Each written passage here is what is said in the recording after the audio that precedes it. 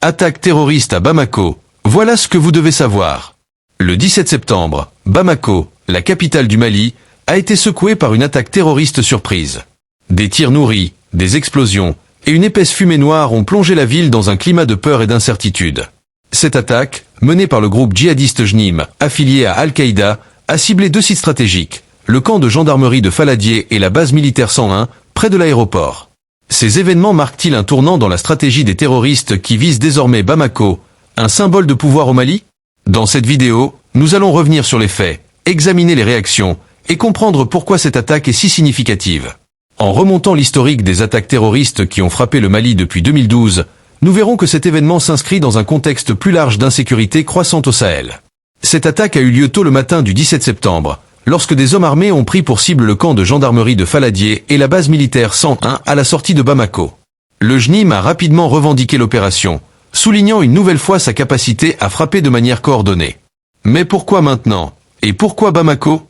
Il faut rappeler que depuis plus de 10 ans, le Mali fait face à une insurrection djihadiste.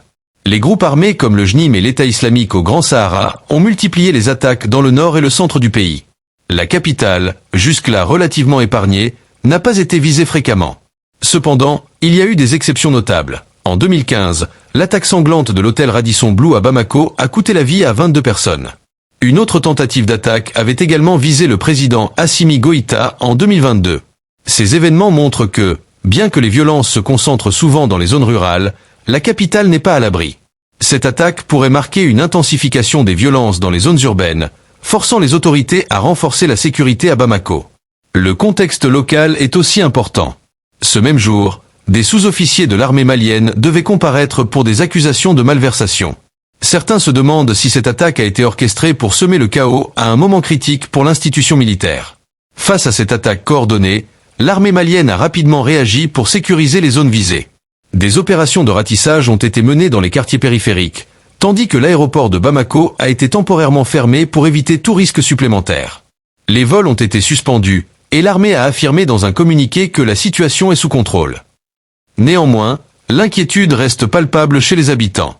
Si Bamako n'est pas souvent la cible des djihadistes, cette attaque rappelle l'attaque meurtrière de 2015 à l'hôtel Radisson Blu et la tentative contre le président en 2022.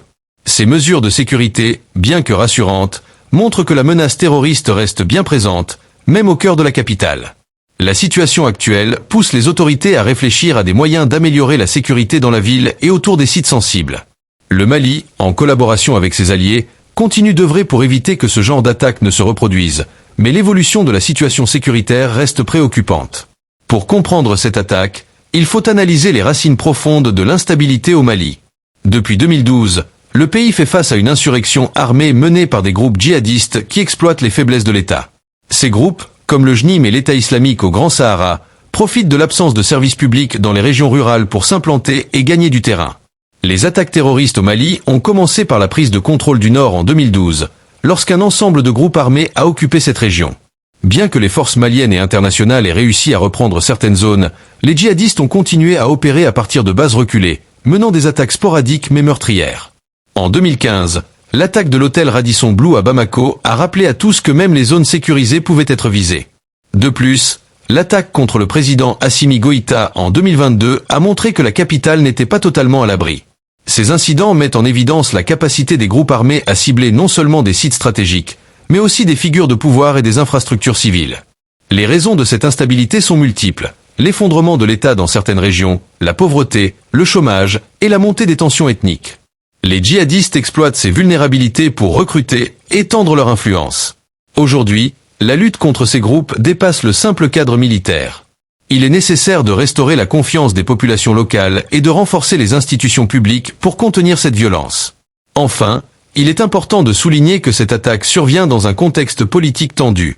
Les procès des sous-officiers de l'armée, qui devaient avoir lieu le jour même, ont peut-être contribué à ce climat d'instabilité, renforçant les questions sur la cohésion interne de l'armée. Cette attaque du 17 septembre à Bamako est un nouveau rappel de la menace djihadiste qui plane sur le Mali. Bien que la capitale ait été relativement épargnée par le passé, cet événement montre que personne n'est à l'abri, pas même le cœur du pays. Le Mali doit continuer de renforcer ses dispositifs de sécurité, en collaboration avec ses alliés, pour empêcher de futures attaques. Cependant, la solution à cette crise va au-delà de la seule réponse militaire. Il est essentiel de s'attaquer aux causes profondes de l'instabilité, de reconstruire l'État et de rétablir la confiance avec les populations locales.